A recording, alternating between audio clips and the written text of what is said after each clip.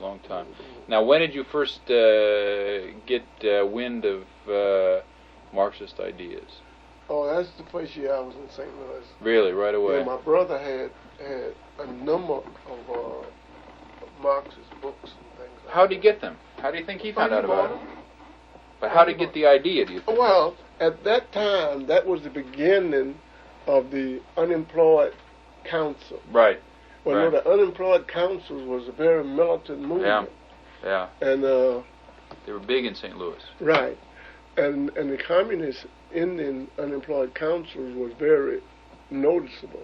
They, you know. Right. Leadership. They're in leadership. Yeah. And so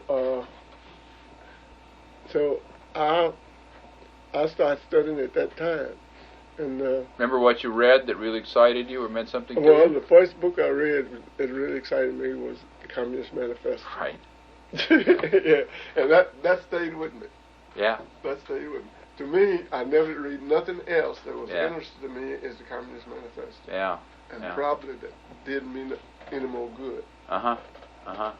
Yeah, that was a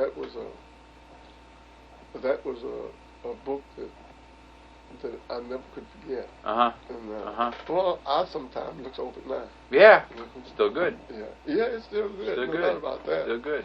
And, you know, then I started reading Value, Price, and Profit, Mm-hmm. Wage, Labor, and Capital. Mm-hmm. Then got into other books that Engels, right? And I really appreciate Engels' writing. Mm-hmm. It's a good writer. Yeah, I really did. I really appreciate Engels' Good, writing. clear writer. And I was just convinced that was the future. Uh-huh. Is the only thing. Uh-huh. Is the only thing. I guess it's about like so many people even today. I didn't understand the class struggle as Mm-hmm. well as I should have. Mm-hmm. Well, let me ask you a hard question.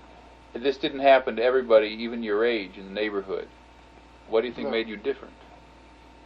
Why you? I don't have any idea. No more. I just come from the country. Yeah, that's and it. Probably, and that was exciting. Uh-huh. Mm-hmm. Uh-huh. Uh-huh. You know.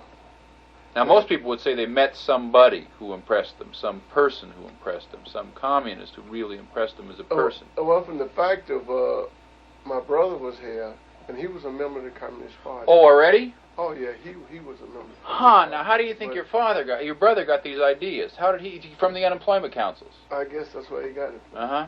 There's the only thing about it I couldn't ever figure it out when he left the movement. Uh-huh. But he did relatively young. Uh-huh. For whatever reason. Something set him back. Something set him back. I don't know what it was. Mm-hmm. But I know one thing.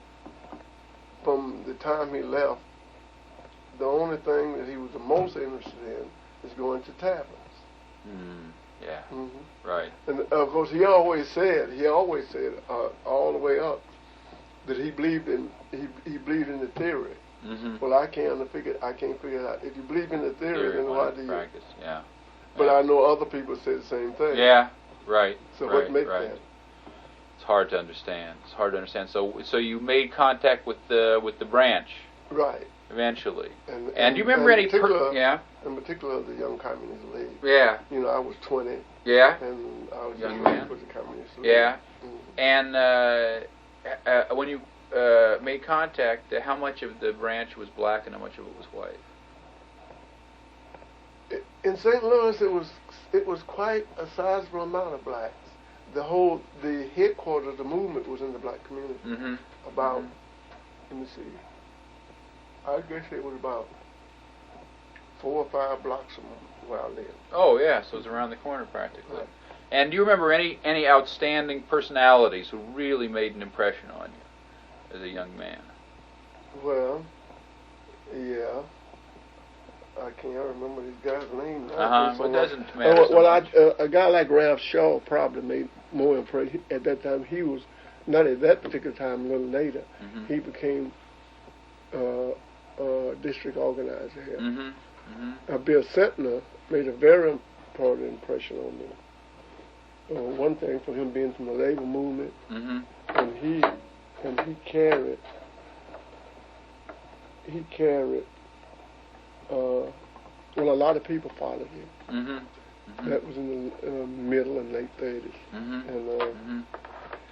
well, within the union, I think he was a real leader in the union. What union was that? The United Electrical Radio and Machine. Oh, UE, yeah. Yeah. Yeah. It's peculiar how the workers supported him. So he was head of this whole district, Mm-hmm.